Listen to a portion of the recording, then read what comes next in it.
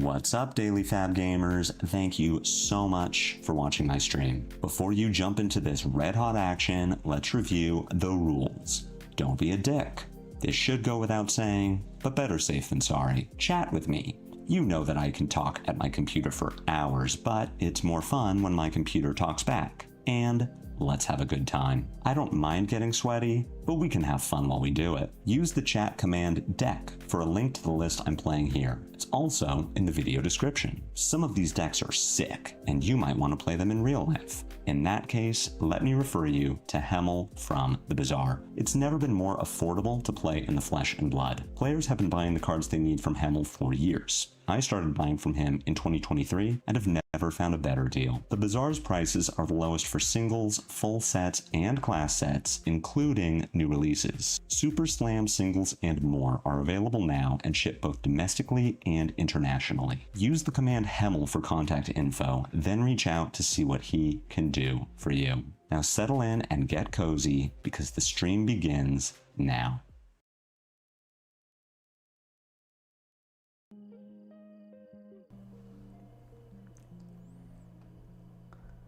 Good morning, everyone. Happy Monday. I hope you had an exciting weekend, especially those of you who were in London.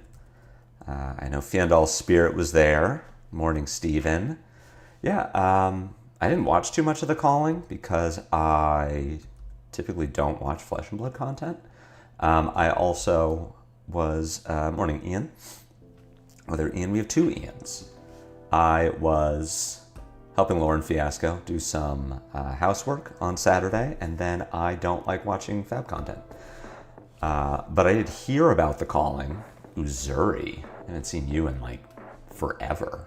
Didn't know this deck still existed. But I heard, it was a good calling, right? Like 766 people or something, like something ridiculous, which is pretty cool. And what else happened? Let's do Zuri. Am I supposed to bring in Phoenix Flame? I feel like I am. Let's just run 61. Excited to see Uzuri again. It's been a while. Does we get a decent card in pen? Morning, Ravenous. I'll take your word for it. This is probably not an Ataya matchup. Yeah, I heard The Calling was really good. Spoilers. You can mute your computer if you haven't seen which hero won and are intending to watch the finals today. Oh, goodbye, Uzuri. Well, they did say they were having some connection issues, so that would make sense. Against Jarl, well, this changes things a bit. Against Jarl, we put in around 64, 62 into Jarl, or 64 into Jarl?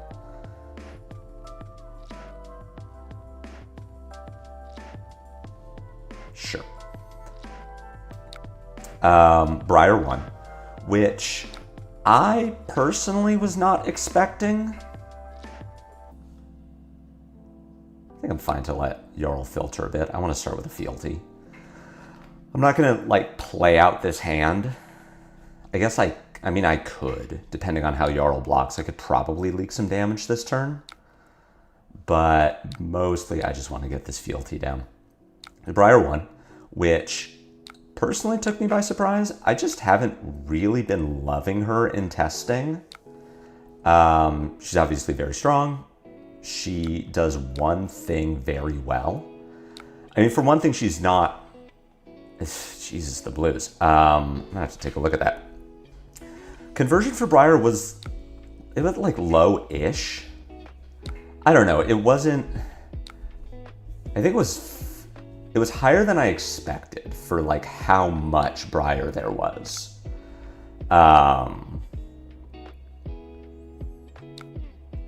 The deck is a lot less fun to play in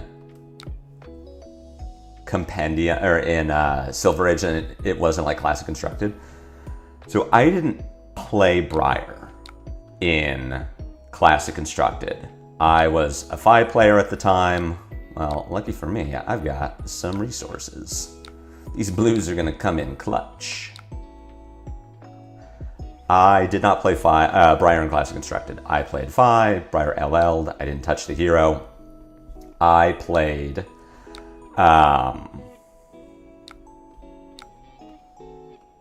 Aurora. And Aurora was a ton of fun. Aurora had a lot going on. You all know, I don't have to tell you all how much I enjoyed playing Aurora. But she just had like so much going on. She had all these fun, interesting, exciting things to do. The big things that made Aurora so fun were the Majestics and Electromagnetic Somersault, which don't exist in Silver Age, of course. So I didn't, like, playing Briar and Sage is fine. It just isn't my favorite. And she's obviously a good deck, but she does one thing really well, and if she isn't doing exactly that thing, then she just dies, right? I do want to pay 1 to avoid discarding. The question is which one am I going to play? My Tunic will be up, but I kind of want to save it for Coronet Peak. I guess I need this Spreading Flames as a starter, so it's probably... might just be Inflame, which I'll keep in the deck for later if I need it. Like, I do need to start with Spreading Flames, which could very well be opening me up to just getting blown out by Blizzard again, but if I don't get blown out by Blizzard, then this hand does function. I'm not triggering my Shuko, which means maybe I was supposed to keep the Enflame. I would be doing, I'm not gonna restart. I should have kept the Inflame. I would be doing more damage this turn. I would be getting a Shuko trigger, and I would be getting 2 points out of Spreading Flames instead of 1. So I have lost 2 damage this turn by not keeping that Inflame, which is sad. But I'm still getting damage. I could not break my Pouncing Lynx this turn if I wanted to. So Briar's like, she's fine. She's obviously very powerful. She sends 4-card 14s pretty frequently, which is very good. But she's bricky. She's very susceptible to Runeblade hands. What does this do? This hand does Rise from the Ashes, Fealty, Fire Tenant, Phoenix Flame, Ember Blade. I think this hand... I could use the Fealty if I wanted to, which I think I should do. Use Fealty, play Fire Tenant, send Ember Blade, pick up Phoenix Flame, play Phoenix Flame, send Enflame for 5, Arsenal Rise. I think that's the line. And I do have counterplay to Stalagmite. I can just send Inflame first. Oh, was 17% for Briar? I thought it was higher than that. So yeah, Briar conversion was lower than average, but still like good for how many showed up and for how targeted she was. Like, she was very much public enemy number 1. And that was interesting that she converted so well.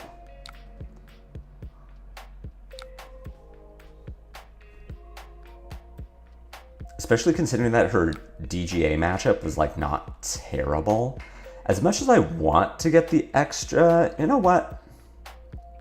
Was she higher than average? What was the average? There were 766 people and 100 of them went to day 2. So it's like, she's higher than average. If she is higher than average, it just isn't that much higher. I could break Pouncing Lynx here. I am not going to. I'm going to send the Inflame and see, because even if the Inflame hits, And I can trigger links. I'm only getting 5 out of links, and I really want more than 5 out of my links here. Especially because I'm only dropping Jarl to 19 if I do this. I'm kind of just waiting for him to do something.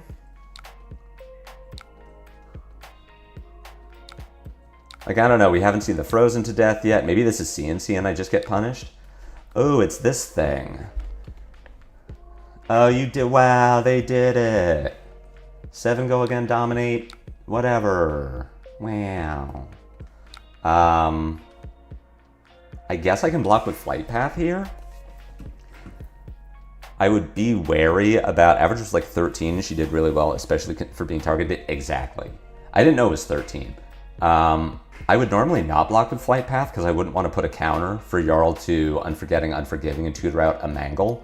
But my Tunic already has a counter on it, and I just want to leave my Flight Path available in case I need it. We're going to go ahead and open Rise from the Ashes. I'm then going to play my Mounting Anger, which will attack for 4.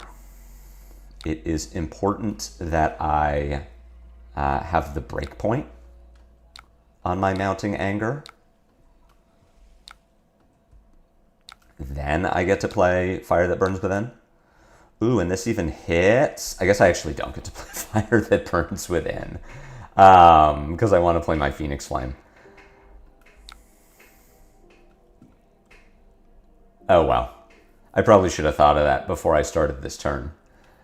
Even though, I mean, Mounting Anger for 3 is not terribly exciting. No, I'm not going to banish my Phoenix Flame. Boo. Hard to find Flame Call Awakening. That's kind of interesting. Sadly, I cannot buff it. What could I do here?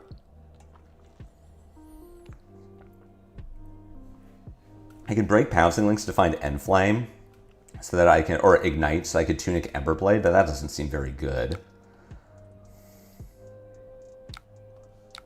Jarl is pretty committed to keeping this hand, which makes me think it might be like an Oaken-Old. If this Flame Call hits, I think I'm finding... Okay. I kind of want to find Salt the Wound. I could use my Tunic, and if I use my Tunic to get around the Stalagmite, I guess I don't get super blown out by Blizzard.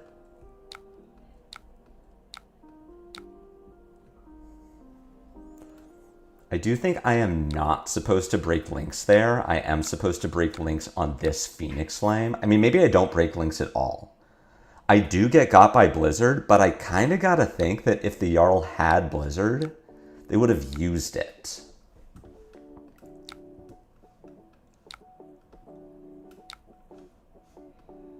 Be clear. Oh, I do have a Phoenix Flame in here.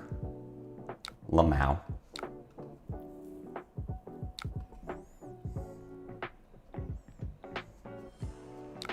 Cool. So now I have still Salt for 6, but I get an Arsenal. I am now open to Frostbites. I am also open to Coronet Peak. I mean, it could have been that was the wrong call to break Pouncing Links when I did, because I'm so far ahead. And now I'm putting myself into a position where I have to pitch reds. We will see if that comes back to get me.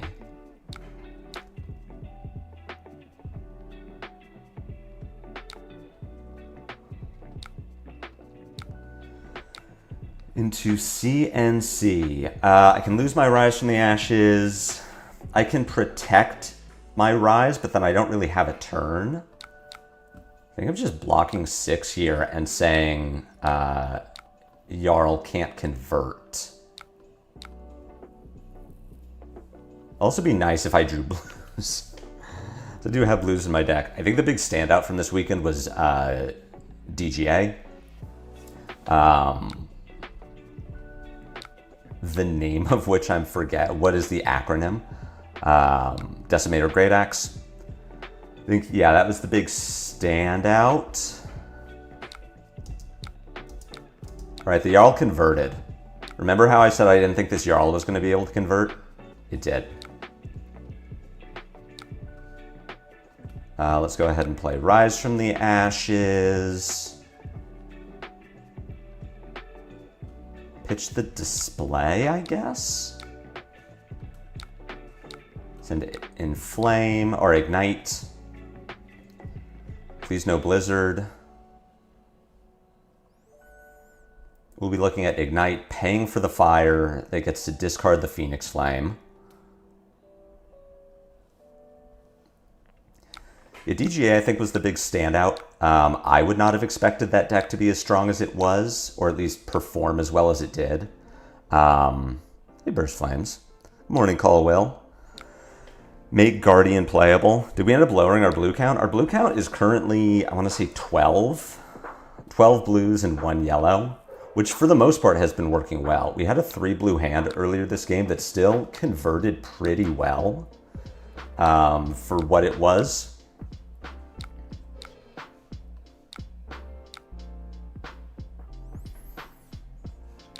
I wonder if I'm supposed to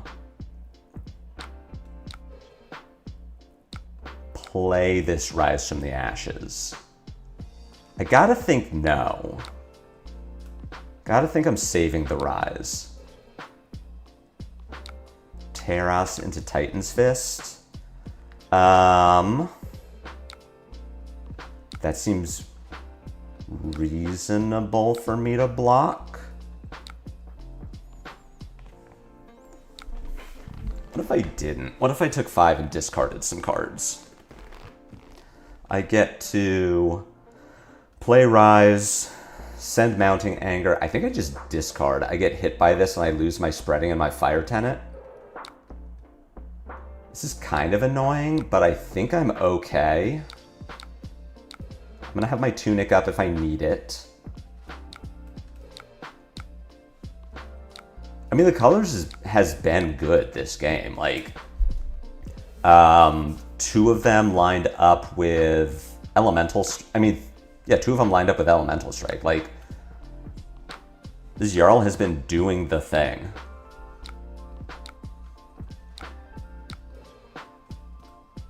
We are also doing the thing. We will demand armor here. And the only armor that Jarl can give me, I guess we're not demanding armor, but this is a Shuko trigger, so I'm sending 2. I'm putting Jarl to 1. Sadly, I am a resource short of being able to break boots for Emberblade. Hey, where have you 2 been this whole game? Doing the thing in Lizzie? Yeah, but this is the deck that's supposed to beat Jarl.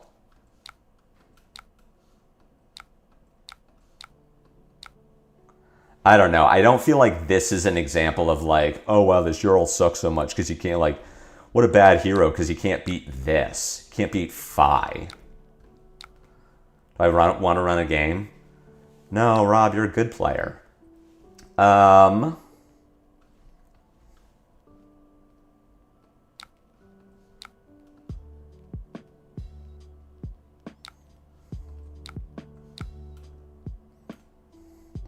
This Phoenix War should get us there.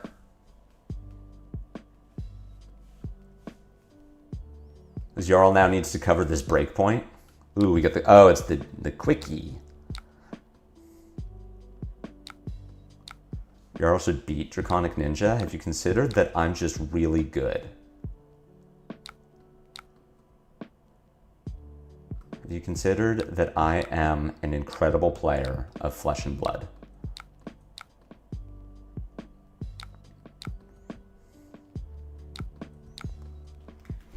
I don't know if that was actually good for me to do. Play the second Phoenix War when I could have just put more chain links.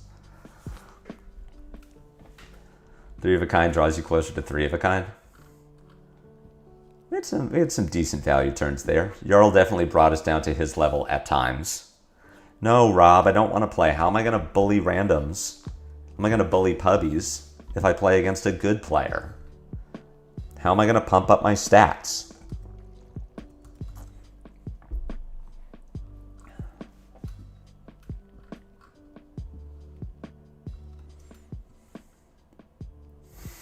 No.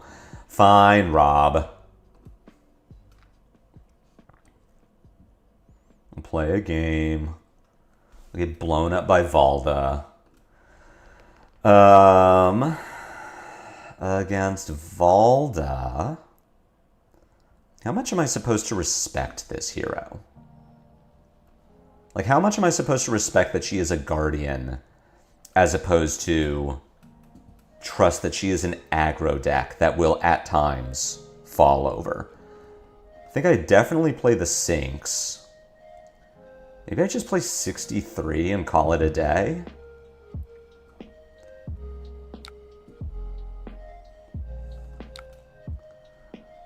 This hand sucks, and I want a different one. So because this hand sucks, I am going to... Jesus, of course you did.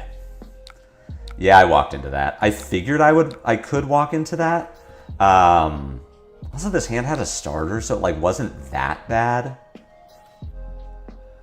What are you going to show me? You're going to show me a Spinal Crush? That's not good. I mean, if you're going to show me a Spinal Crush, I guess I'm just going to keep sending cards. Ask you the question of how much damage you want to take to protect your big dumb thing. Which in this case is not very much damage. Like, I'm just going to pick up this Phoenix Flame and get in for one.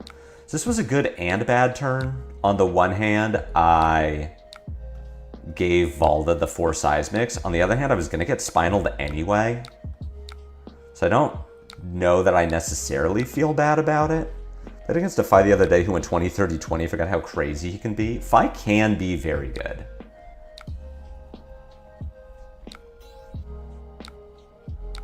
We're going to dominate Terras Thunderquake.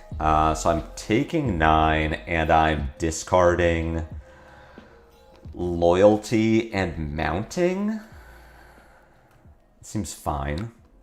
I don't love it, but why are the Art of the Phoenixes in the sideboard? What are they not in against? They are not in against Assassin. Marionette. I think Marionette, really. They probably shouldn't be in this one either, now that I'm thinking about it. It's just been a while since I had to play against Guardian. But generally, I don't like to play my big exponential damage cards against disruptive classes. The cards that are really good when I can keep a 5-card hand against the classes that say you don't get to do that is generally bad. Oh, sick. Now Vala's marked, and I get to clear the mark for no value. Morning Vitor, morning Rose. We are not breaking links here. Because we're playing the exponential damage class, I do want to save my links for when I get to do a thing. Put them in their place for 10. Says that we just go block, block.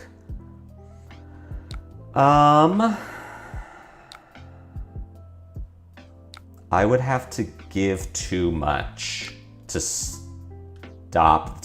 I'd have to give too much to this. So I think I'm just blocking 8, taking 2, and I'm setting the fire.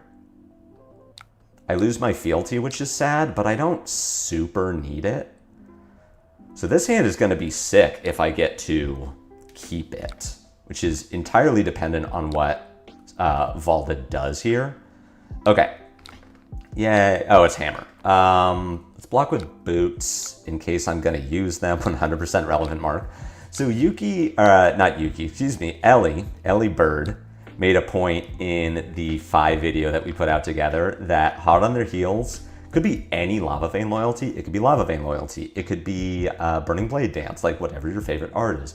But Hot on Their Heels deals psychic damage to players who are not familiar with Fi, but who are familiar with Syndra.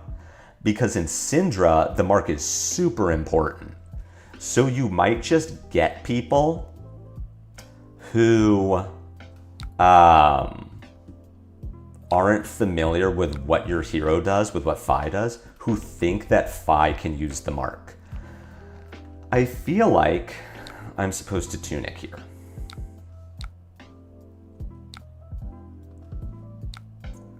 The loyalty here is unfortunate. So I have to think as far as, I feel like I'm pitching this rise. I would rather pitch the rise to play fire and possibly Emberblade than I would play the rise. Like I could play rise, send it ignite, fire for free, discard the Phoenix Flame, draw. Actually, that is better now that I think about it, because I do want to play the Phoenix Flame. And then we ignite.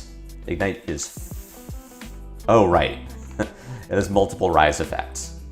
The downside here is that I have given Rob Seismic Surges. So no matter what happens, there's going to be a crackback.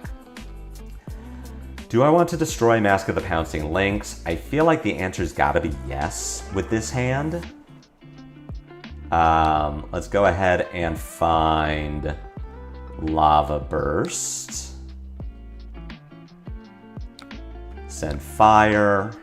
I'm going to give a 6th Seismic Surge, which I sure hope that doesn't kill me. This is a pretty good draw for what I'm doing this turn. It does make me wish that I'd grabbed Salt the Wound, but I'm also like, Valda's sitting on a shit ton of armor. Like, I don't think it was unreasonable for me to think that I was not going to hit this turn. Do Phi because you know I can. Into the Peony Flame.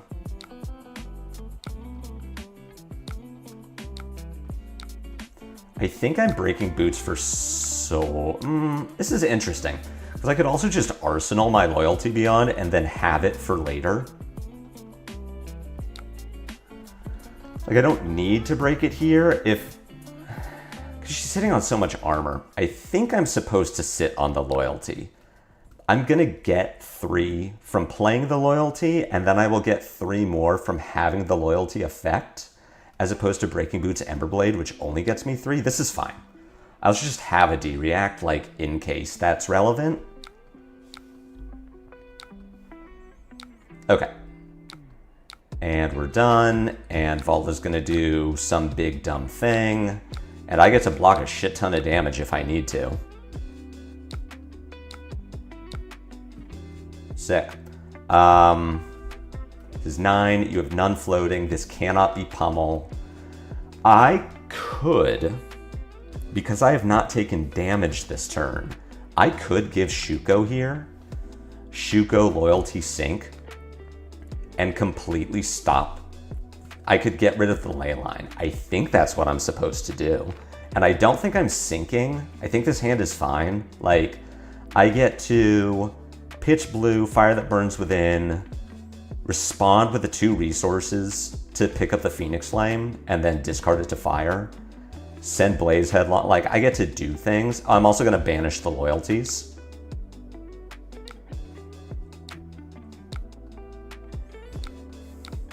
This is actually huge. Okay. So does get to keep the ley line, which means we gave up our Shuko for not really nothing per se. That is a sick draw. Cool. I feel like Shuko is not more important than Leyline. It could be, considering the life totals, but I really wanted to snipe this Leyline if I could.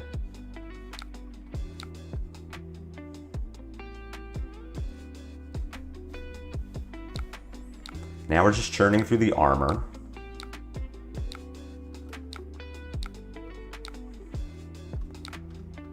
Oh my god. Okay. That's pretty good.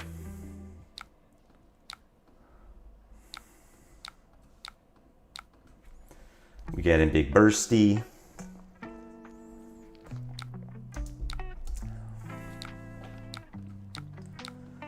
I'm sitting on a 2-card hand, so I'm sure it's just going to be one big dumb thing. Spinal Crush is a big dumb thing. What do I get to do? So I'm taking a ton of damage.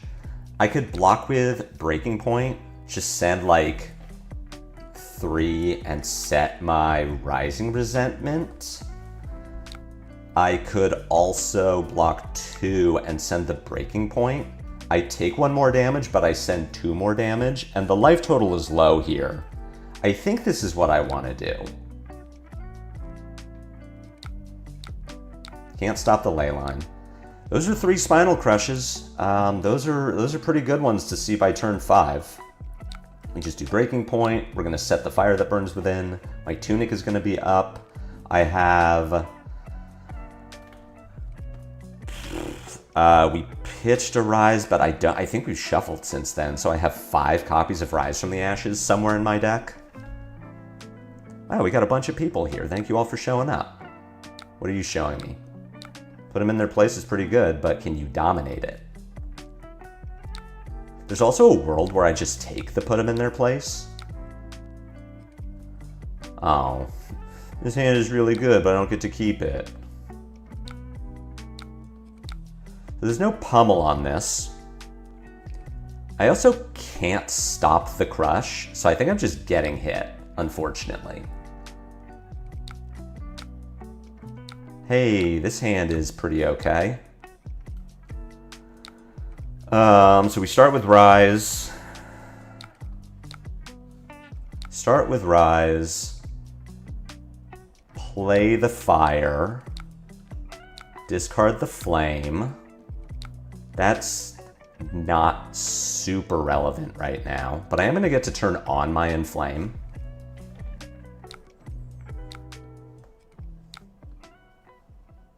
Sink Below is fine.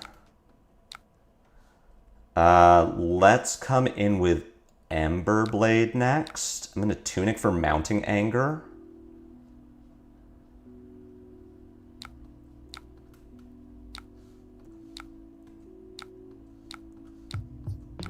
I will get to Phoenix Flame.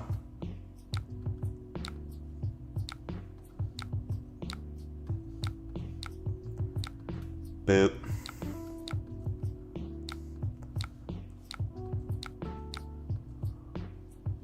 I've been flipping flames down all weekend. Oh, with Sunken Treasure? That's so mean. Why would you do that, though? Come on. Come on. Don't be mean. Don't be mean to your local Fi players. We've been so patient. All right. Even up the life total, which is huge. Coming off the back of a put them in their place, evening up the life total is pretty massive. This hand converts, which is great.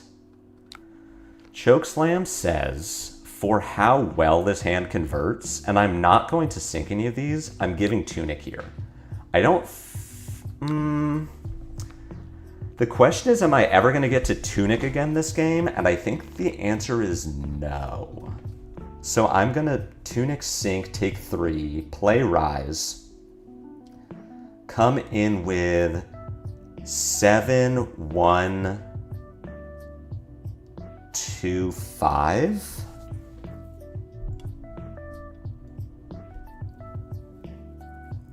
I could sink the Inflame. The problem with sinking the Inflame is if I find a 1 cost, I'm pretty sad about it. Although I guess I've seen 3 Mounting Angers and 3 Fire. You know what? I am going to block with the Tunic. I am going to sink the Inflame. Although, what if I find a Lava Burst? I guess finding a Lava Burst isn't the worst thing, because I could Lava Burst, Flight Path, Lava Burst.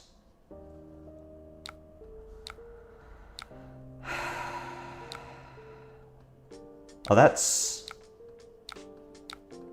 is that good? So I get to Rise. Pick up my Feeny. I could make a slightly more aggressive... I could get 2 more damage out of this turn if I went Blaze, Ignite, Pitch Flame to Emberblade. I mean, the problem with that is I then don't have a Phoenix Flame, and I don't have a way to find it again, so that seems pretty low value. I could play the Phoenix Flame, Break Chain, Blaze Headlong, Ignite, 5 Phoenix Flame Lava Burst. So that is, let's let Rob know that I'm thinking.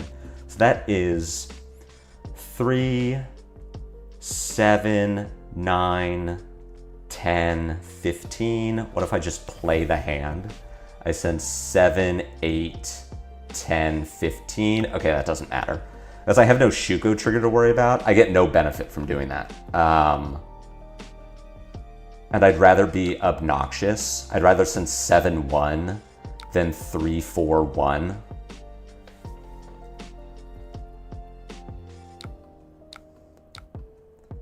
Get a D-react for me? No. We Phoenix, because you know I have it. We Ignite.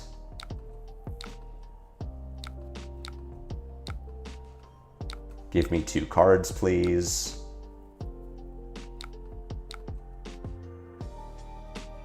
You have the double instant? Oh.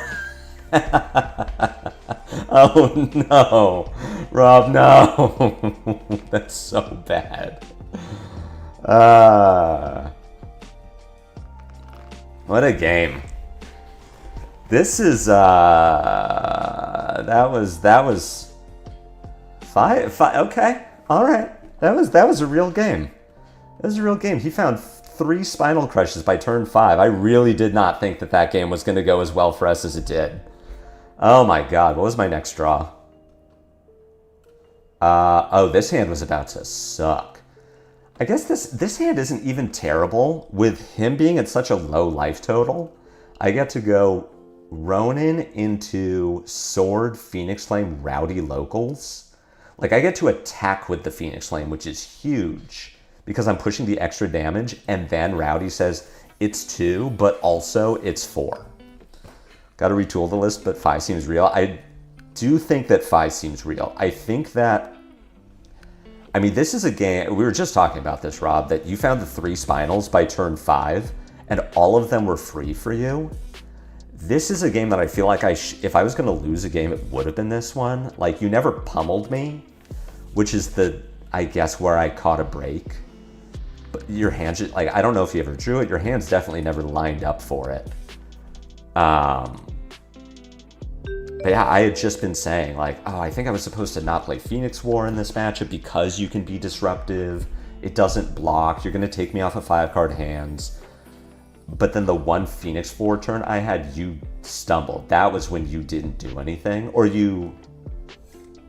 I had my one Phoenix War where you didn't disrupt me. And then my second Phoenix War, I just let it go. I could have blocked to put them in their place. But why?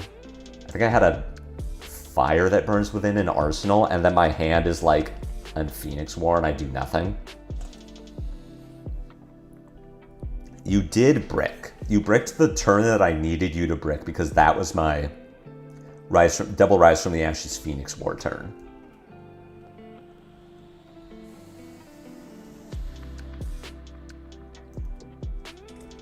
Yeah, Phi's real. I think where Phi is really going to stumble is weirdly when Verdance LLs and Victor comes back.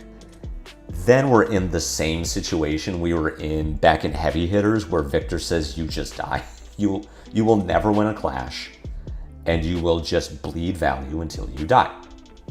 But until then, if Victor still isn't real because of Verdance and Gravy Bones, I don't know if that's a good matchup for Victor or not. It's probably worse for Gravy now because the allies can lose clashes. Basically, if Victor's real, then Phi isn't. Because it's the same situation it was in before. Like, Phi has Art of War now. We're all super excited that Phi has Art of War against Pleiades. I guess I want to go first.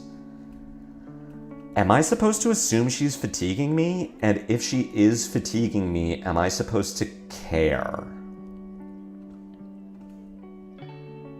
It's always the interesting question about fatigue decks. It's like we had this against Huntsman too. Huntsman is just fat stack, but like as a Kayo player, you sit down against Fatiguides and you're running 63 cards. I don't even want to play D-React. Like, I guess I'll put in Breaking Point, and that's how I hedge against fatigue. Because I am better at beating this hero if I just do my thing. I mean, this hand converts very well. I think I just pass, though. And if she plays an aura, like if she pitches to play an aura or something, then I go. Is Blaze Headlong? I don't think it super matters what I arsenal here.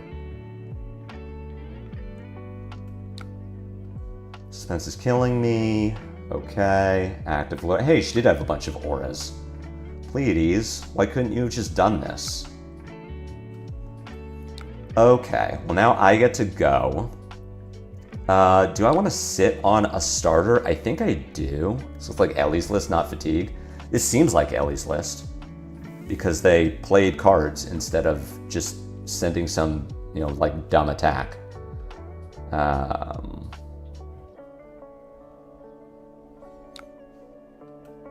Yeah, I was so sad. I was really hoping that she was going to get greedy and drop all these on turn 0, and then I would just blow her up. I appear to be getting attacked, possibly. We're not breaking links this early.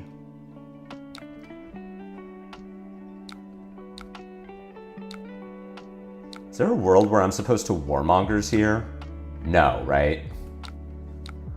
Warmongering the Pleiades doesn't sound good. Oh, doesn't it? Yeah. It doesn't have Rampart and Millers. Okay. This is a real Pleiades. She's doing real things. This Act of Glory. I feel like I'm not supposed to arsenal a card here. I feel like there is a world where I get just big old CNC, and I'm sad about it. There's also a world where I break Pouncing Links because I want to get my Shuko value. I would get 6 out of my links instead of 5.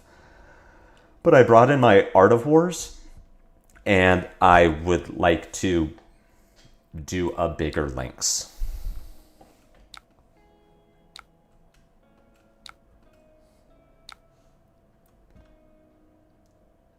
Is it greedy? Am I supposed to? You know what? I'm just going to do the thing. And I'm going to find Salt the Wound.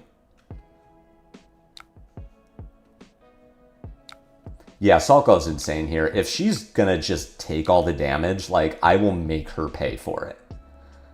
Salt is already coming in for 8. If his Blaze Headlong hits, it comes in for 9. Like, sure. You know what? I am happy to take whatever big, dumb confidence thing you have if you're gonna go to 15. All right, well, that was my big turn. Oh, that's, we don't like that. That's, that is what we call bad.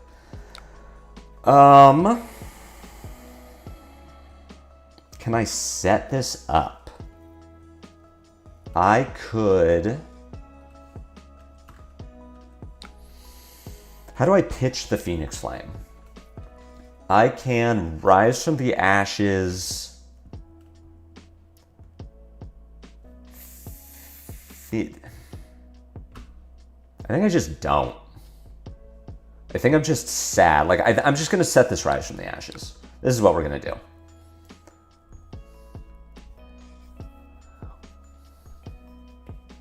What John did turn 0 was old school Prism tactics. Just move to Arsenal and pass, let them blink first and play an aura, then attack. Exactly. You got it, Burst Flames. Like, I would have liked to attack there, but yes. Against either Pleiades, because they both play auras, you want to go first so that you can just Arsenal a card. If she passes, then like, okay, you weren't going to push damage on turn 0 anyway because all of her auras block. But if she ever doesn't, like if she gets greedy there, that's why I was lamenting her turn 1. of Suspense is Killing Me tension in the air.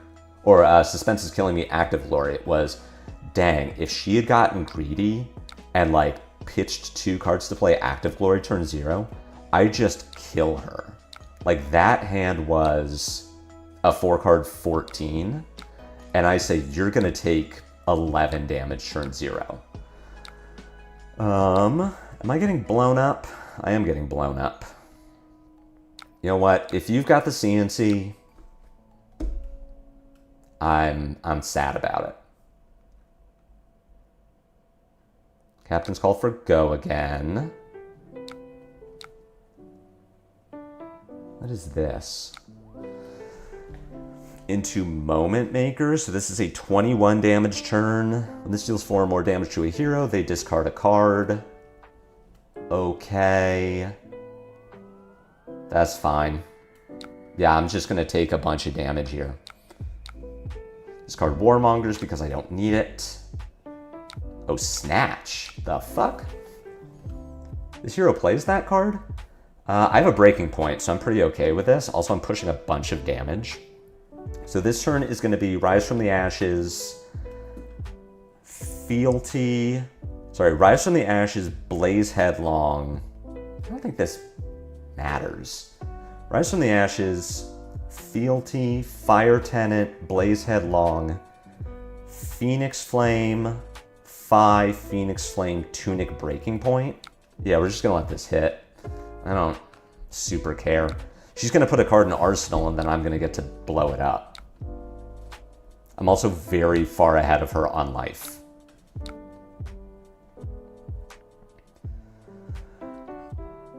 Palm of your hand. Okay, you trade 2 cards for 1 card. That's much better for me.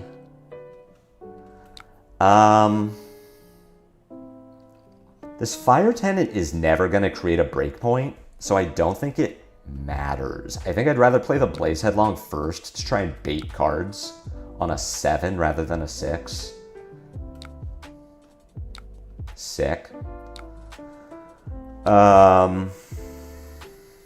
I need to Fire Tenant first so that I can do 3-2-2 instead of 1-3-3.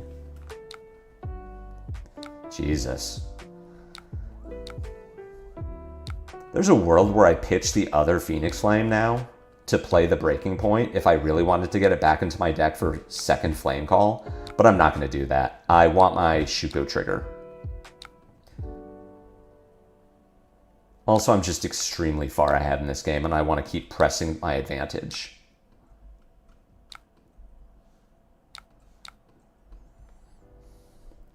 This list doesn't run Pummel or CNC, I believe. I can see that. What did I get? Second Snatch. That's a good one. This Suspense is Killing Me that has gotten so much value this game. Hey, this hand does a thing. I'll block with Flight Path here. I don't think it super matters, but like based on how Pleiades blocks, she gives me everything on Mounting Anger, Sword, Display Loyalty. I could like break Flight Path for second Sword, I guess. Is Ellie's list running D-Reacts? I mean, she can Tunic out a Sink Below, so it's like not... Oh my god. This poor Pleiades. Banish Display. Send Display. Here we get to do the cool line where I display into Emberblade into locals. For one thing, the Pleiades is low enough that the locals get, like, is lethal. So Pleiades has to block this, and if she blocks it with an action, then it becomes 4, which means she needs to give me 2 cards. And if she gives me a 3 block, putting this to 4 and going to 1, I get to Phi in response to pick up a Phoenix Flame to force her to discard it. She will go to 1. I will respond to the local's trigger. Yeah, that's understandable. What? Jesus. This list is going crazy today. What's my next draw? My next draw... Oh, my... Oh, this is a blue? Oh, this is a fine turn. It's like... Oh shit, the two spreading flame. But they don't buff anything. So this hand goes... Spreading Flames, Mounting Anger, Phoenix Flame, 3/3/4/3. And if the Mounting Anger hits, then I banish the flame that goes 3/3/4/4. Could we just play 1/2 Oath of Loyalty? I am not. So, Kitsune, Oath of Loyalty is a great card, and I would like to play it in Fi. The problem that we had last week that made me not want to play Oath of Loyalty is that it doesn't work with Rise from the Ashes. So there were like twice in the same game, I would have a hand that was like Rise from the Ashes, Oath of Loyalty, Phoenix War, like Ronin Renegade. Just some hand that like goes insane, but the Oath doesn't work with Rise because you have to Oath first. So I would Oath, Break Chain, Rise, Phoenix War, and like, oh, it was just sad. It was consistently like, well, what if Oath was just a less restrictive card? Thank you all for being here, for watching me play our favorite hero, Fire Rising Rebellion. While you're all here, I'll take this opportunity to spam my channel emotes for the low price of $3.99, which is basically $2.50, which is basically free. You could be a YouTube member. You want to go first? All right. You could be a YouTube member. You could have all these fun emotes that you can spam. When I make a good play, you could call me a god gamer or use K-Pog. When I'm a bad player, you could put skill issue. When you want to think about my sweet baby boy Bun, you can use the Bun emote, or my sweet baby girl Moof. You could use the Moof emote. I was probably supposed to put second Phoenix Flame in this list, huh? Okay, so this is a matchup where I'm not playing any of the power cards. I'm playing the defensive cards. And we're going to see how that goes. I honestly don't know how that will go in this game. This is my first Marionette game with, like, new Fi. But I know historically this is what I would be doing. I think I'm supposed to block with the Mounting Anger. I know I'm getting flicked, and I can't stop it. I'm concerned about a follow-up. I guess I just sink below this. Yeah, I get flicked. I'm just going to sink below the dagger. Like, I can still block 5 if there's a follow-up, leave no witnesses or something. I don't know. I don't want a starting hand that's Rowdy Local sink below. So that has so much potential to just do nothing. So this hand gets to do something. The question is, how do I want to Arsenal? Are Warmongers clunky with so many Rise from the Ashes? It hasn't been yet.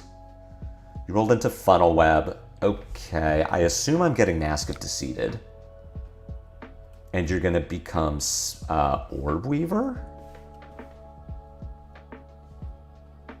Tell you to refresh the page. So far, Warmongers and Phoenix. Oh, you're Black Widow. Interesting. Because you are Black Widow,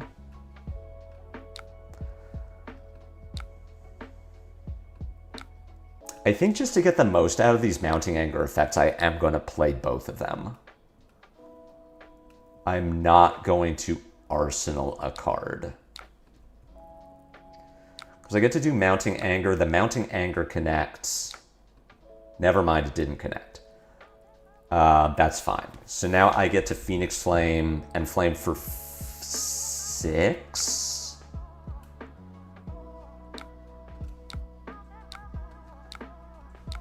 You're on 4 cards, so what I'm probably doing is just putting my entire hand in front of the Black Widow or whatever. Yeah, if she's holding Kiss, I'm just putting my entire hand in front of the Kiss and saying, like, cool. I am not lynxing here. I only lynx for 5 on this turn, which is not good enough. Close Close chain and just pass. And she plays Spinneret Kiss of Death. Yeah. And we just say boop, boop, boop, boop. You wanna give it go again somehow? You wanna flick me? You go right ahead. This was your one big turn.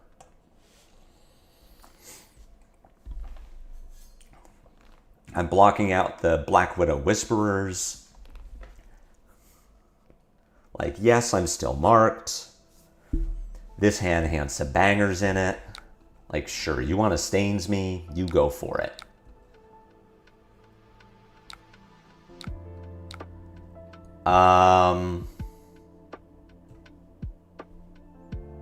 I could block this with Flight Path and stop her from gaining a life. That isn't good. Yeah, I'll take 3 here. I banish the top card of my deck. Arakni should gain a life. Yeah, all right. That was a great feeling when your block makes the assassin tank. Yeah, I do enjoy the look. Oh, this hand doesn't convert. I do enjoy when, yeah, the Arakni's just sitting there like, what do I do? It's coming for 5, so this hand just blocks.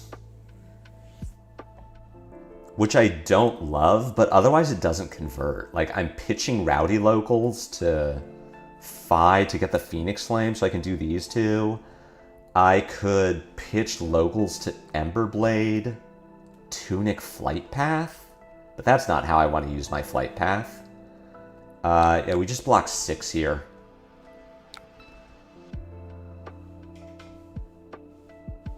I can keep the Marionette off of drawing.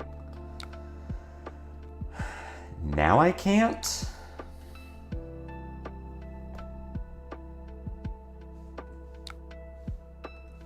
Actually, that isn't true. I definitely can, unless this is a Dagger Pump. But I'll prevent the 1 here. I'll prevent the 1 from Calycera. I'll prevent the 1 from Flick Knives.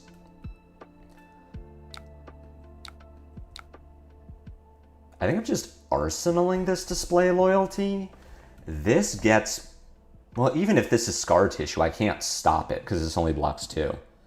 Also, you can't mark me. So yeah, I'm just going to take this one. Oh, yeah. Thank you, Litviako. Also, I should have mentioned that. Yeah, getting unmarked is important. There's also a world where I don't play that. I don't arsenal this and I just send it. And like, here's 3. Don't leave no witnesses me. Which is not unappealing. Yeah, I'm just going to send 3. I have sideboarded in a way that I'm really not setting up. Like, I have no Spreading Flames, I have no Art of Phoenix War. There is no benefit to me, really, for going exponentially wide. Aside from, like, Link Salt the Wound. So yeah, I'll just attack. I don't want to leave myself... I haven't seen a Leave No Witnesses yet. I haven't seen CNC. Like, let's just... I'm not going to risk it. What does this hand do?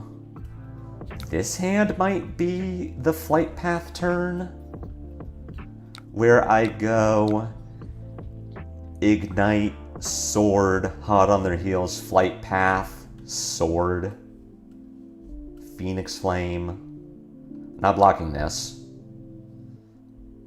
because I really have no reason to.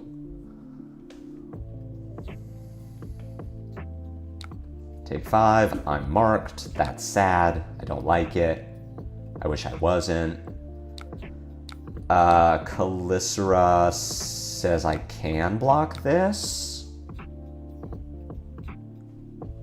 I clear my mark, I want to leave the Flight Path open. Like, I could Ignite Mounting Anger, but I don't think that's good. It does turn on my Shuko, and it keeps my boots. Leave No Witnesses for 4. I could block this with Shelter, but I don't need to. I'm just going to arsenal this Shelter. Like, I lose the top card of my deck, but I'm not expecting this game to go to Fatigue.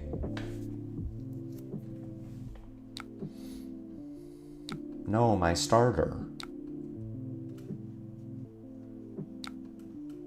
I think this is a flight path turn. And I mean, if I hit, it could also be a Salt the Wound turn. Like I get 1, 2, 3, 4, 5 chain links out of this. If Arakni wants to keep a hand, then I get in for 8 damage on Assault. I get to set the shelter. I'm not going to break links now. I get 2 sequins in a way where the Phoenix Flame will be what triggers.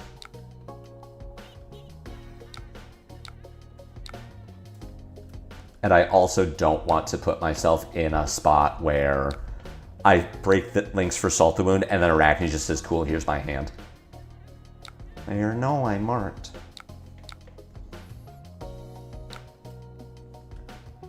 The Hot on the Heels, please overly respect this. Please assume that I can do something with the mark.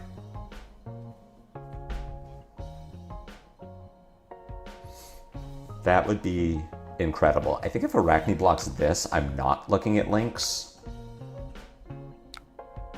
I mean, links is also a little unexciting because I already have my Shuko trigger this turn, so I'm less, like, I get less value out of linksing. We'll flight path the Emberblade.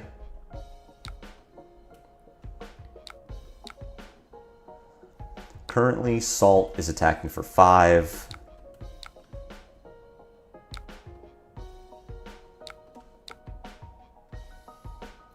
Pick up and play the Phoenix Flame. So I can put Arakni to 18 and not have my links anymore. Sorry, I can put Arakni to 16. Yeah, we're gonna do this. Grab Salt. Sorry, no, it's 17. Math is hard. Conditional head jabs that block 3 were so up. And I get to set this shelter, and this hand converts. This hand also gets to do the cool thing where it triggers its own Shuko, or where the Phoenix Flame triggers itself. What are you doing? 9 is fine. I haven't seen any Tarantula Toxins from my opponent, which means I am legally not allowed to block this.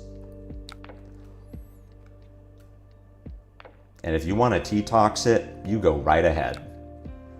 Stains is fine, because it means that this isn't CNC. Yes. Cool. Alright, so now we get to do a cool little trick that every 5 players should know, where I get to do Phoenix Flame off of Rise. I get to break the chain. Blaze Headlong is now online, so unlike Hot on Their Heels, which needs a Draconic Link on the current combat chain, Blaze Headlong just needs a red card to have been played in the turn. So now the Phoenix Flame goes back to the yard, and I get to play out my hand, and then I'll have 3 Draconic Links, so I get to activate 5, pick up the Phoenix Flame, attack. Phoenix Flame will trigger the Shuko off of itself, which I always thought was like the coolest thing that Fi can do. I could technically threaten lethal this turn by doing Phoenix Flame Tunic to attack with the Emberblade, but that's like a really bad play. It doesn't actually kill Arakni because they could just give me Tunic, and then I don't have a Phoenix Flame anymore. Get marked. Get absolutely marked. And then I'll clear the mark and nothing will happen. Arakni is sitting on a massive hand of cards, which makes me think that this shelter is going to be used basically as soon as I can get full value, because I'm really thinking like CNC is a part of this. Ooh, I like this to the point, which means that you are not marking me, but like you using it for the 2 instead of the 3 is pretty cool. I so often look at the Marionette dagger list and think, wow, this deck is just mediocre and sometimes has on hits. I'm sure that's just me, but that was like 4 buff, 4 swing dagger, 2 card 9 or 3 card 9. So, sorry, what does this hand do? This hand does not I mean, this hand converts. I don't get to pitch the blue. I have to play the blue, but I get to do Phoenix Flame for 1. Sick. I get to do Phoenix Flame for 1, Fire Tenet for 3, and Flame for 4 Lava Burst. So the thing with the dagger list is it like has these turns where it's just Aurora, where you play like cut from the same cloth, cut from the same cloth, cut from the same cloth, savor bloodshed. And it like, you just do this like really cool thing. There are also turns where, like, I feel like the Arakni, the daggerless turns are always pretty good.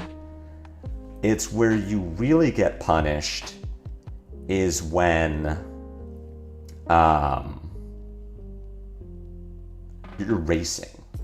Like, Phi does better numbers than that. The big one is Kayo. Like, if the Marionette's playing the daggerless, it means they aren't disrupting. And if they aren't disrupting, then they're probably losing a race. I could put Shelter in front of this, but I also feel like I kind of want to see what the Arakni does with this. Because again, we haven't seen a T-Tox, you just pitched a Shred. I am going to Shelter this, again, thinking like I should get my value from the Shelter where I can. There's the T-Tox. So I'm going to lose a card from hand. You get Go again. This could be Codex. If this is Codex, I have a Rowdy Locals I can put back, so I can disrespect. But if it's Codex and I'm thinking about blocking,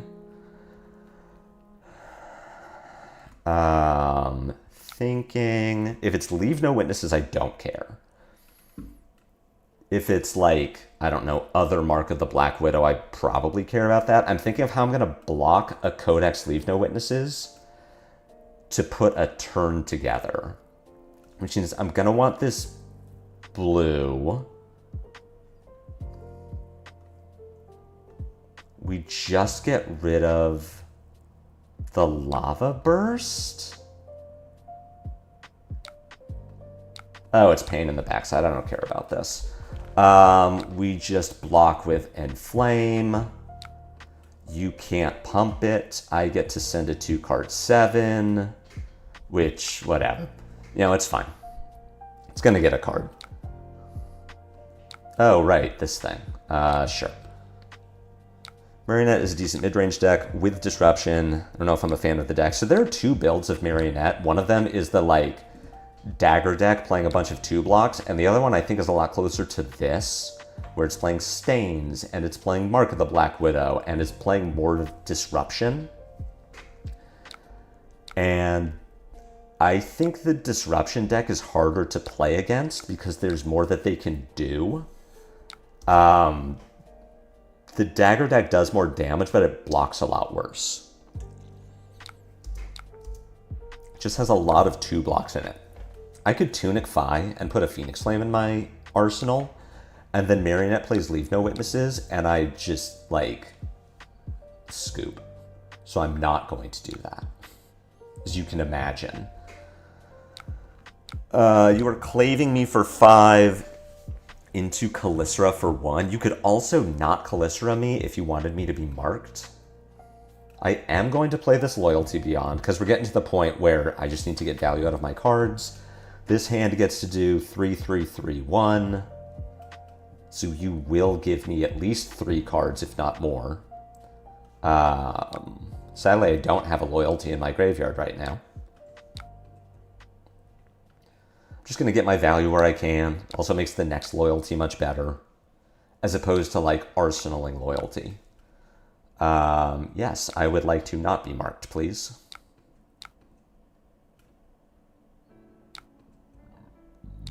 I could play Warmongers this turn, but that seems really bad. Like, oh, I play Warmongers, and I could do 3-3 Tunic 1 Warmongers, and that keeps them off of Codexing me. But, like, I'll just block the Codex.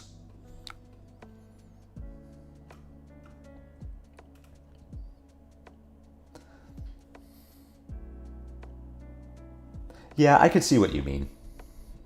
Uno, man, that you wish that Uzuri had more of the, like, her damage just isn't good, right? Like, that's her problem. Ooh, you're gonna give me a whole ass 2? I do like that. Please have more 2s. That would be great. Just give me your whole hand. Okay, pick up the Phoenix Flame, send the Phoenix Flame. Put you to 1. That's a good number for you to be at. Still have a bunch of D-Reacts in my deck, so I could just draw an absolute brick. Hey, this hand doesn't function. What am I sinking? My display loyalty and just trying to find a starter?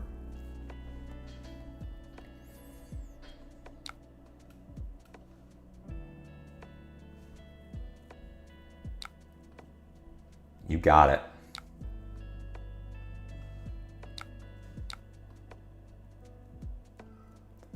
Sync display. That'll work. We got a fealty. That's all we needed. Trap, Jesus. It's like the one thing that I didn't want. You could have been any of the other 5 and I instantly win the game. I think I still win the game. I get to send 3, 4, 1, 6. I'm pretty sure I get there. They're going to have to give me their flick knives. They're at least giving me flick knives. I'm already marked, so I'm just getting marked again.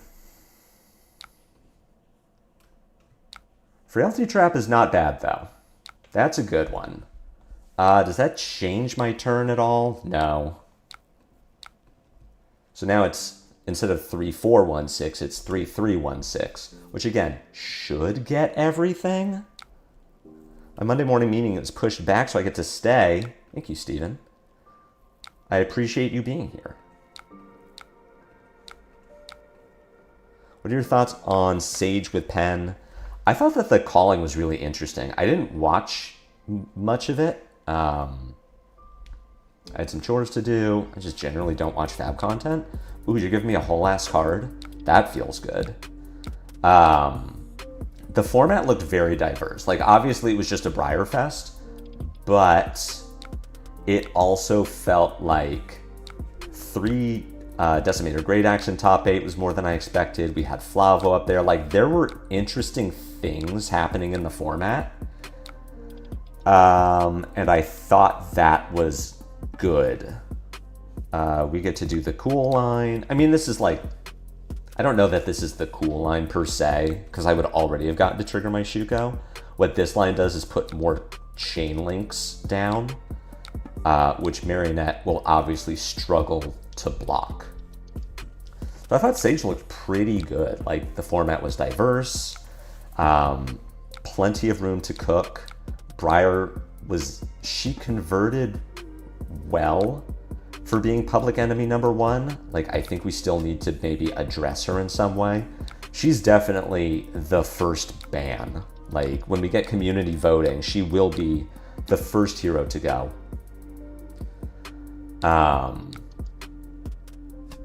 But like, there's still so much room to explore. Like, there's so many, I've heard so many things about Enigma being like this unexplored deck, this boogeyman of the format.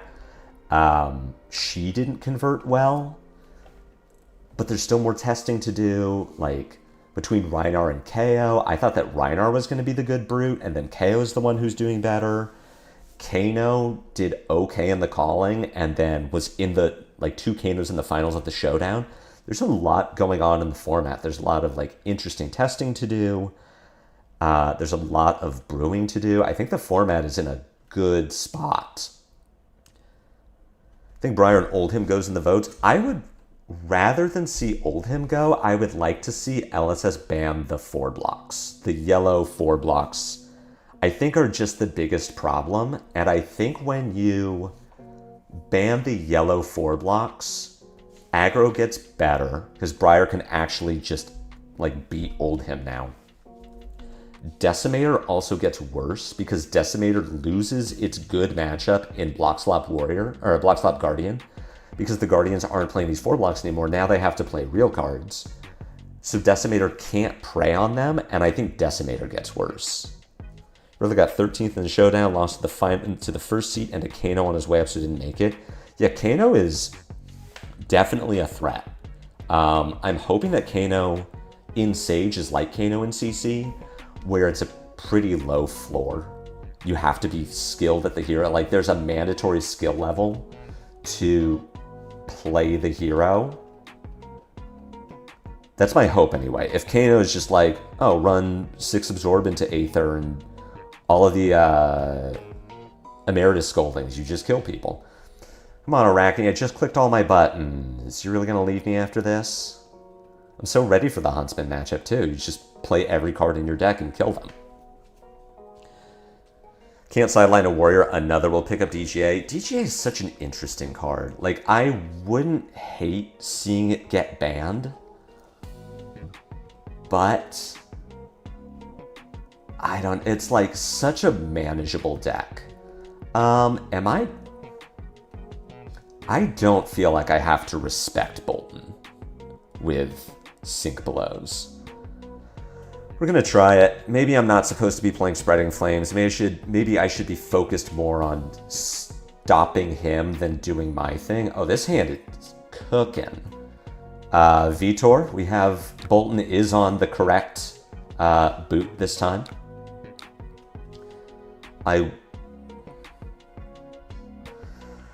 Oh man. Is there a world where I take this damage? No, I think I'm blocking with Breaking Point. As good as this hand is, I think yeah, because I could just get blown out by Courageous Steel Hand if I don't block. So like here, at least I'm only taking 3 instead of 5. Block this. Like, oh, this hand kind of cooks, but whatever. It's got a Phoenix War in it. I'm sure it'll cook no matter what.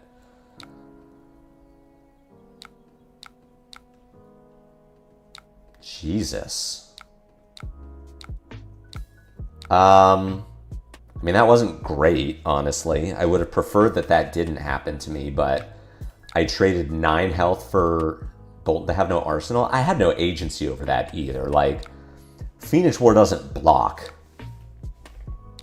It's not like I was supposed to, oh, I was greedy and didn't block with my Phoenix War to take less damage. Play. They also only got 4 out of their Lumina? I don't know. Again, like, I feel like they were not supposed to Lumina me there. But I don't know this hero very well. Maybe I'm wrong. We are just going to set this Phoenix War. I would love to be able to get my Tunic up before I play the Phoenix War, but if nothing else, I want a 5-card hand for it. I can find a Rise from the Ashes, like this. Oh, this hand. This hand wants to go pretty hard. All right. This hand is cooking. Yes, Boltyn, I will take more damage. That's my record. Today, I am undefeated? What is happening? Where does Boltyn keep finding these cards? All right, we take this damage, because this hand is about to go nuts. If my Tunic was up, I would feel much better about it. I think I'm undefeated today. Today's been a good one. Ooh, another Rise.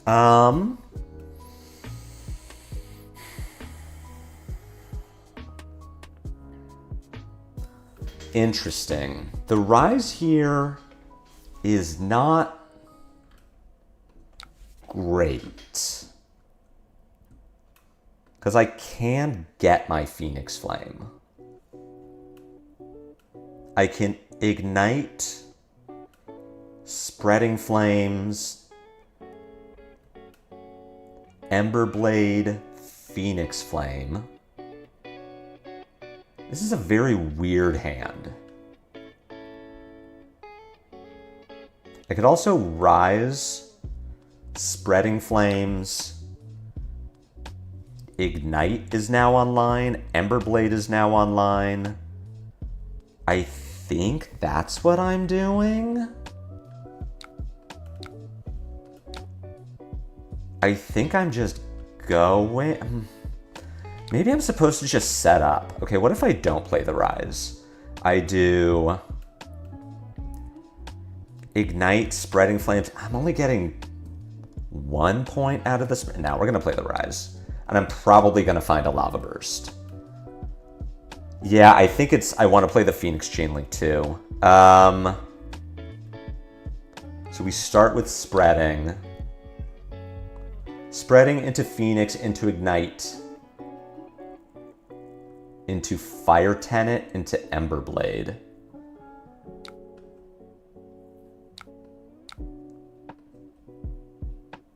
But you know what I could do that would kind of cook? I could break links to find fire that burns within. Yeah, now we're cooking. Hey, we figured it out. We found the line. That's not what I want to do, though. I want to do Ignite next.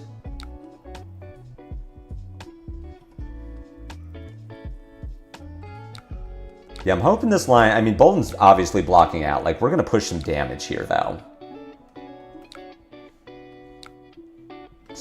Display loyalty cooks. We're so up.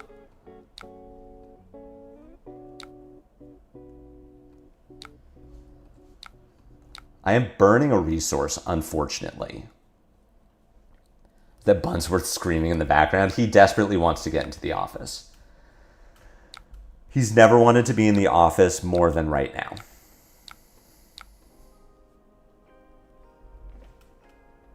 Sadly, I don't get to Emberblade this turn, but I think we're okay. Did I sequence wrong? Was there a world where I do get to Emberblade here?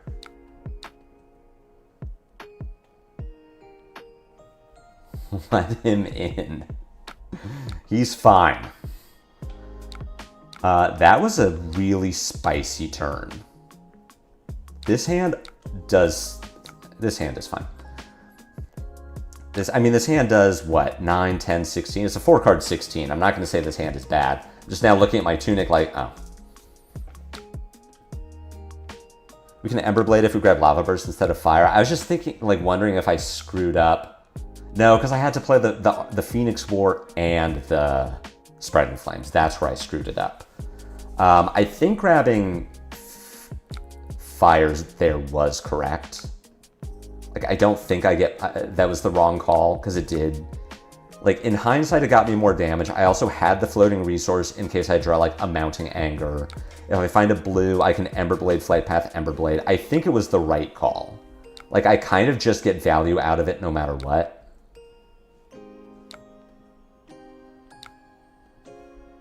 It's just, like, there was really no way for me to not get value out of that pick. It just so happened that I couldn't use my resource. Can you imagine if my Tunic was up that turn, though, and I just get an extra 4 from my Emberblade? That was already an extremely spicy turn.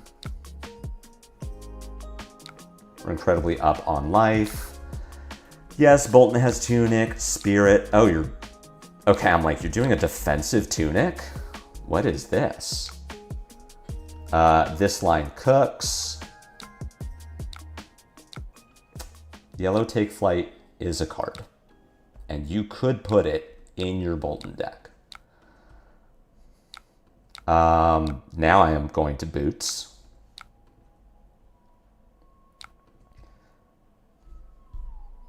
This is... Okay, Chat, do you think we're getting 20 value per turn this game? Because this is... every hand has converted extremely well. Except for the one time that our value didn't... that we burned a resource. You know, Vitora, I knew you wouldn't like that. I knew you would not like Yellow Take Flight. Someday we're going to play against a Boltyn, and you're going to say, you know what? This Boltyn's doing... Oh, no, Boltyn. Someday I'm going to play against a Boltyn, and you're going to say, this Boltyn did everything right. But so far, yeah, the Yellow Take Flight gets a thumbs down from you. Boo. Tunic does keep you alive.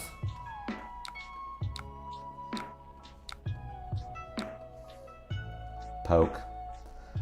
This game was absolutely insane. Like, for as good as the Boltyn's turn was, our turn was insane. 18.5 value per turn, absolute garbage. We only got a 33 value turn out of our, like, Art of War pouncing links. What a joke. I should have played the Lava Burst instead of the Phoenix Flame. Really pad these numbers, you know, of the YouTube content. Thank you so much. You're a part of it right now. What was your big turn? 16? Keep it up, really valuable information for me to learn. Thank you, General Rathe. Should have thrown bursts instead of flame for more average damage. I know, I screwed it up. I should have padded the numbers. Would have gotten 18 this turn? Ugh, what a joke. All the best this season. You too, smile. All right, let's keep it going. Yeah, so we're what, undefeated today? We're 5-0 or something? Including into 2 matchups that should theoretically be very bad for us? How are we feeling about the list? We have yet to play into a Syndra or another Phi, where I play Blazing Yoroi. I have yet to play into a Verdance, where I need to care about whether AB2 is at all relevant. The blue count has felt good. I think we are at a point where every blue that we draw gets more value out of its printed stat. So even the 3 blue hands, like, aren't terrible. I can share my current list. I focus more on consistency than power spikes. Can't wait to play the 5-meter at ProQuest. Rob, did I make a converter out of you? Are you once again dipping into Draconic Ninja?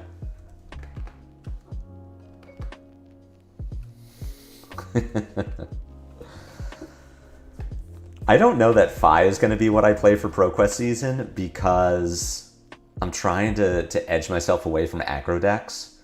But I do think that I will definitely put a sideboard plan together. I will put a matchup guide together for ProQuests. I will write something for it. I want to do more writing. RKO, I don't need to care about... You don't have Graveyard Hate, so I don't need to care about my Phoenix Flame, which means I don't need the Flame Call package. I'm not going to outvalue you on defense. I will put in Ataya. So we'll run this, and I go first. This hand is really fucking good. So I'm probably just passing and praying that you don't have CNC. And we're gonna protect. I'm gonna put Spreading Flames in ours. Oh my god. All right. Just do damage. I don't even care. I don't even care about the damage. Here's a Flight Path. I will happily take 9 to protect this turn. Okay, great. Congratulations, you've done a thing. Which means I am doing Spreading Flames. How's Phi feeling so far? Phi has been feeling great today. Especially our first 2 games. We paired into Jarl and Valda. Valda piloted by a competent Valda player too. That was not a Talishar random. That was All In Together, who extremely competent Valda. And it was a tight game, but we got Spinal Crush 3 times in the first 5 turns and we still got there. Phi's been feeling great. We're undefeated for the day. Yeah, I feel like we're getting a handle on winning the bad matchups too.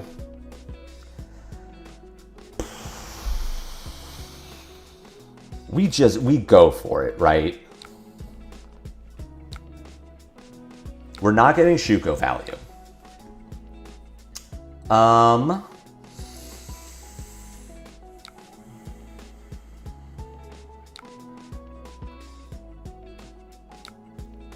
We're going to Lava Burst from hand first because I'm breaking my flight path. I want to play around the Flesh Bag. If the Flesh Bag banishes... I'm happier if Flesh Bag banishes my Enflame than I am if it banishes my Lava Burst. Don't jinx it.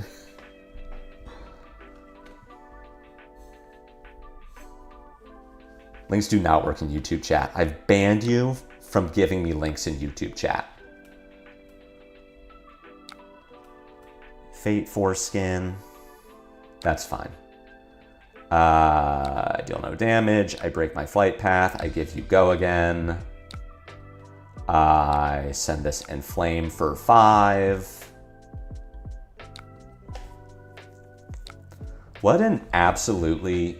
Again... We're burning the resource because we're so fun. Tunic's only on 2. But still, God, this is another one. Can you imagine if we got to Emberblade this turn too? So the reason I broke my Pouncing Links there, I only get 6 out of it, which I feel like with the full package in the deck with Spreading Flames and Phoenix War, we could definitely get more than 6 out of my Pouncing Links. The reason I did it is that I want to push as hard as I can this turn to get ahead of Kayo on life. I am just trying to establish an early life lead so that Kayo has a much harder time getting it back. Like, yeah, this turn was insane. And if Kayo is discarding outside interference to just like put 2/3 blocks in front of this, we're very far ahead. You found Fix the Match? I know they're playing this card. This card just seems very bad. Like, yeah, you can send 6. Like, if you had a blue in your hand, you could send 6 and fix the top of your deck. Okay, this Spreading Flames is much less exciting. We're still going to do it because I need a starter, but I get... When this attacks, search your card for a deck, shuffle, put that card on top. When a card defends this clash, the winner creates a might token. I'm not going to win this clash. Enflame was a better mask target there. Oh, yeah, because I get 8 instead. Yeah. I get 8 from the double sword instead of 6 from the Lava Burst. True. Thank you, Pegasus. You're right. Always good to know when I should be getting my Enflames. Yeah, if I don't block, there's no clash. I'm just thinking that this hand is, like, not that interesting. I do get to Spreading Flames. Like, this hand is fine. The problem is the Spreading Flames doesn't really do anything.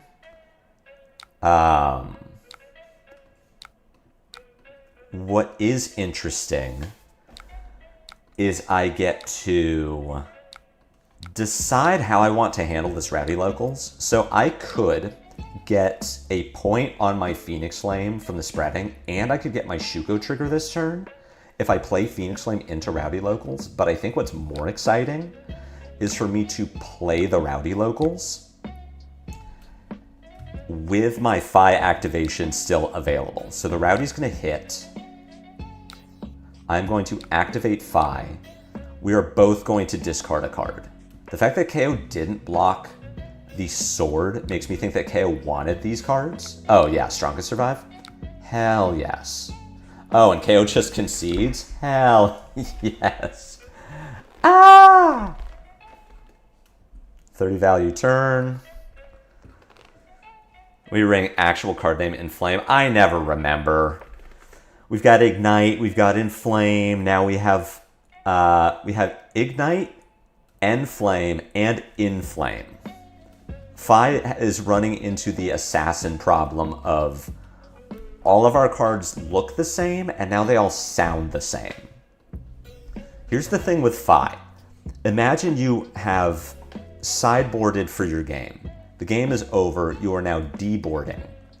And you're trying to find which card with Fire Woman you put into your deck.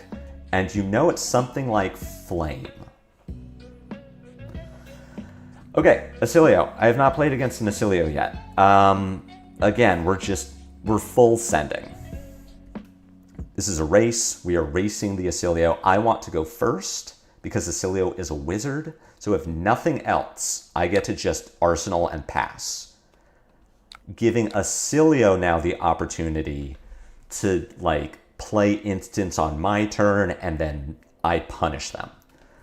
But what I'm interested in doing instead, I think is just pushing. Like, because even with 4 instants, Oscilio can just say, yeah, this is all good on my turn. So I'm just going to full send here. And I get to send quite a lot of damage. I get to send 3, 3, 4, 4. 3, 3, 4, 4, draw a card. All right, you were somersaulting back. You're gone in a flash. That's fine. If you're going to, like, these both block 3. That's good. If you're going to, like, block with your Gone in a Flash, though, I don't know. I'm pretty happy about that. Like, this matchup is very much decided on how fast does Oscilio find the Gone in a Flash. And I'm pretty stoked if Oscilio is going to give it to me that early. Fire that burns within. Let it resolve. Respond to the trigger. Pick up the Phoenix Flame. Discard the Phoenix Flame. Display loyalty's fine. We're probably just pushing. Maybe your Greaves on turn 0. Oh, we're big up. Yeah, we're just pushing. There's a world where I arsenal this Blaze Headlong. And I don't think it's this one. There's also a world where I don't break my Pouncing Links here. But I have not used my Tunic trigger. I just want to push a bunch of damage. I'm just going to send 10 damage this turn and put Oscilio at 23.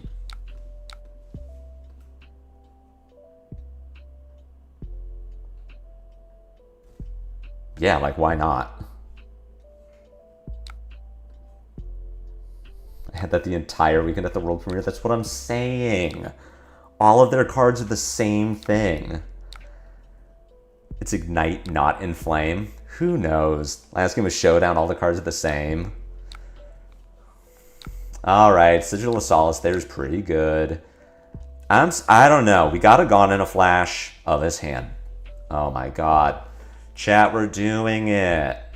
Our turns are insane. When this attacks, you may discard an instant card. If you do, draw a card and create an embodiment of Lightning token.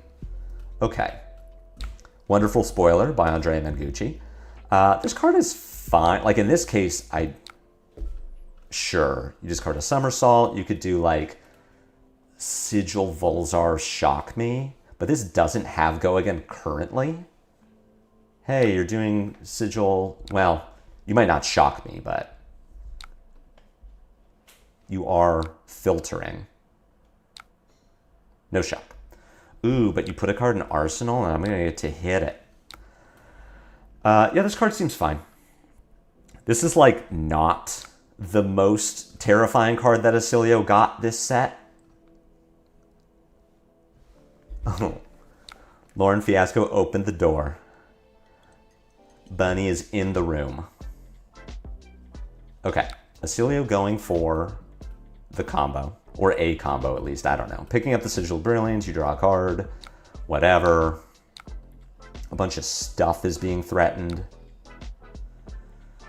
Rising Resentment connects. I am not going to use the trigger.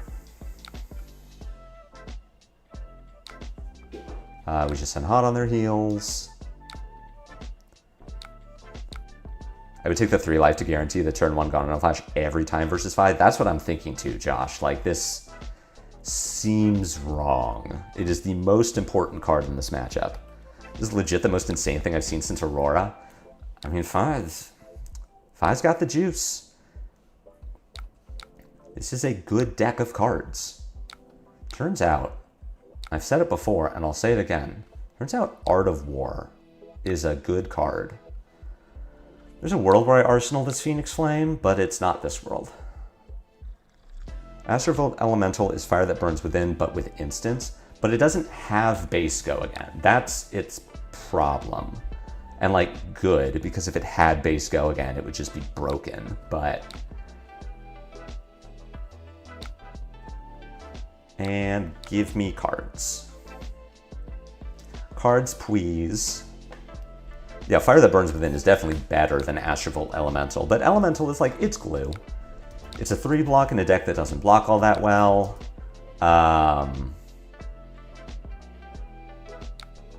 It is... like, when you have the Embodiment of Lightning at the start of your turn, now it's much better, because it's current funnel. But for 3 instead of 2. Ooh, this is not a great hand.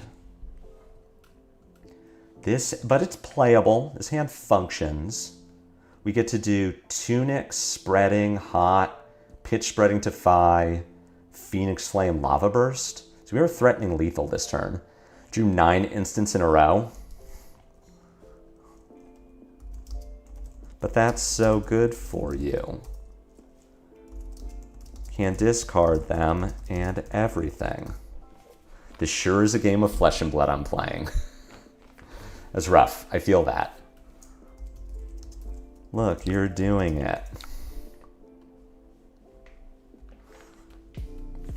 Apparently our Oscilio is getting the poor end of variance this game.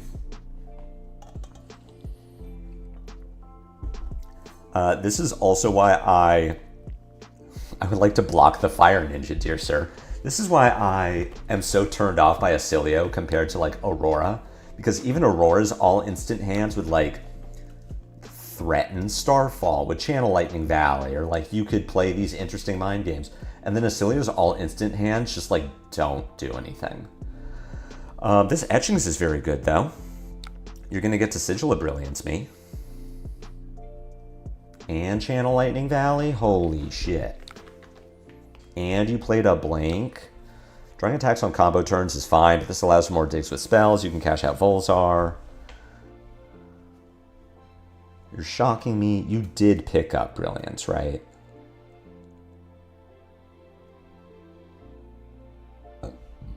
Am I... what? You didn't Volzar the Etchings? Okay. I don't know. Spreading for spreading. He didn't surge, but he had lightning on. There were charges on Volzar. I don't know. I'm not an Oscilio player. I don't know what's going on. I know that this hand could have been way better with a blue, but it still, you know, functions. It'll do a thing. Have I taken physical damage this game? I feel like I should have blocked with Flight Path at some point.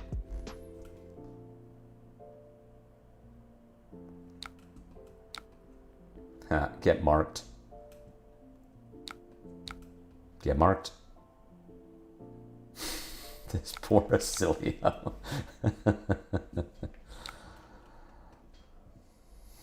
You're marked. Like, I know he got more value out of waiting to shock on the consign. It's just, it seems worse.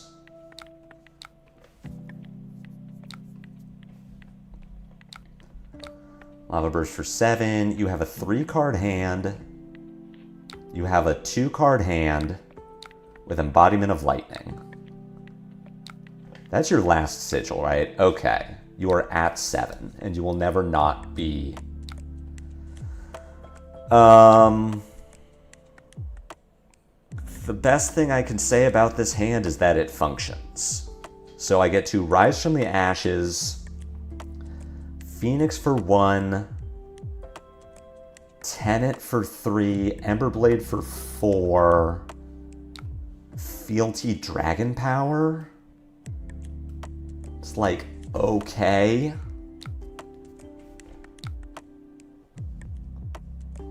You have Old Knockered. I assume you think that you're going to die this turn, which reasonable.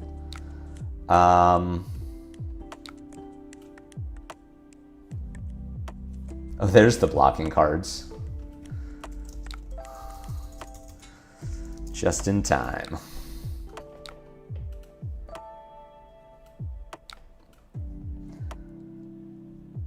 Right. I'm not using the fealty on the Fire Tenant. I'm using it on the Dragon Power. Hey, I get my Shuko trigger this turn.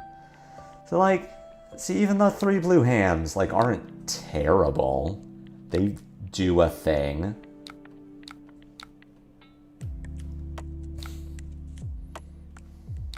Like, this is gonna come in for 6.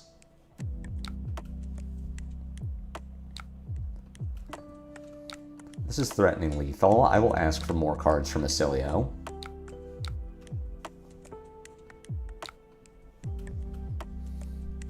What do you think the bans will be after Pen? I think Oscilio's gotta get a ban. Like, Oscilio has just had nothing but support from Rosetta, and he's got the Verdance thing going on where Oscilio comes out. Okay, as much as the 3-card hands do function, I would also like to see fewer of them. All right. Honestly, better. Should do this one first. Honestly, weirdly, this 3-card hand is so much more damage than my last 4-card hand. Yeah, Oscilio had the Verdance problem where he comes out in Rosetta. He's obviously an incomplete deck. Like, he's missing several important pieces. The biggest one being a 0-cost shock, which he now has. So he gets to where he is pre-Pen of being a good deck. He has his good and bad matchups, but he functions. Like, he can win a game of Flesh and Blood. He is a difficult deck to pilot, but you can win games with him. And he has counters, but he can beat the counters by just drawing the nuts. And he's like a fine deck. I think where he was in Super Slam is a good place for him to be. Where he is now, post-Compendium, is crazy. He got Astral Elemental, he got Glyph Power Spell, he got Wobble. Like, he just has so many more cards that make him nuts. And he has not gotten any bans. He is Verdance in Super Slam, where he was a fine deck previously, and now he's just way too good. But unlike Verdance, who currently is sitting at like 850 points after getting 650 in High Seas meta, he's at 225. And I think he's going to be in the same spot post-Pen, where he's also going to gain just a shit ton of points in Compendium in the 3 weeks of CC ProQuest, and then LL. So I don't think this game was like necessarily good for us so much as it was really bad for Oscilio.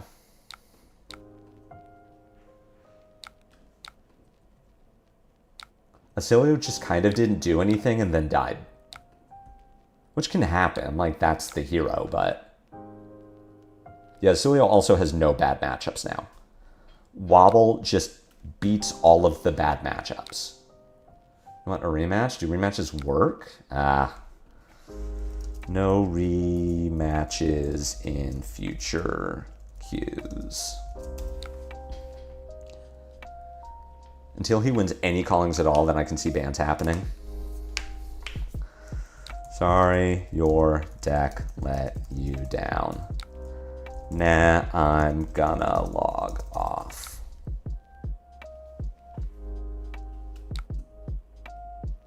That's what I chose. GG's. I am gonna call it now.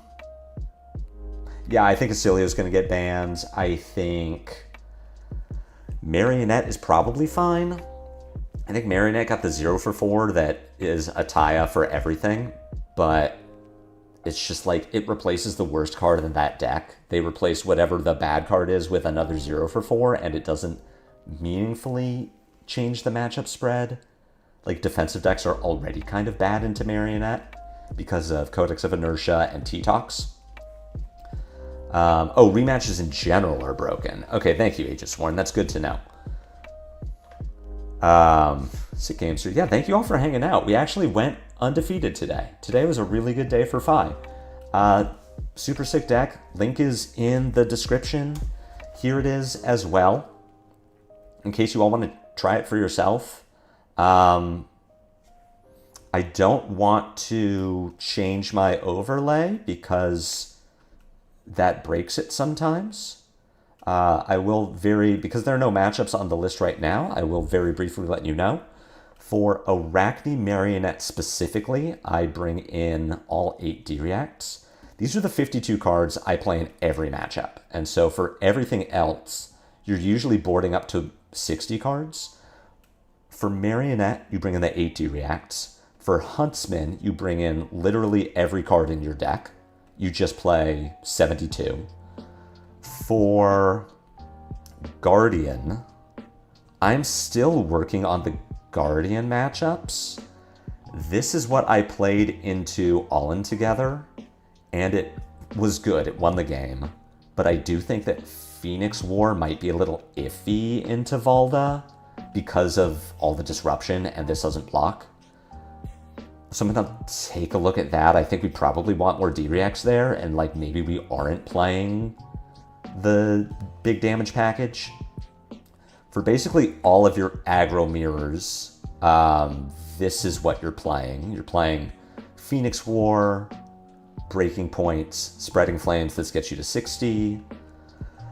For Slipped Through the Cracks, I am playing the Flame Call package, Phoenix War, and I think probably Sink Below, but this might be one where you just do your own thing better, but we want the second Phoenix Flame for when they Bonds of Attraction you.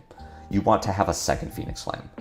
So that's the very light matchups. I'll put something official together, but thank you all for hanging out. We got a ton of people today. This was great. I am off the rest of the week, traveling to San Diego on Thursday for the calling. I'm getting back on Monday, so I won't be streaming then. The next time I'll be streaming is on Thursday, the 19th at 8 a.m. Pacific. Probably just talking, calling, and Sage, but definitely down to get more Fi games. Yeah, so I'll see you all next week. If you're going to be in San Diego, please come up and say hi. I'd love to meet you, or if we have met, I'd love to see you again. Have a great rest of your week. Have a great weekend. If you're playing in San Diego, good luck. I will be back on Thursday, and until then, take care.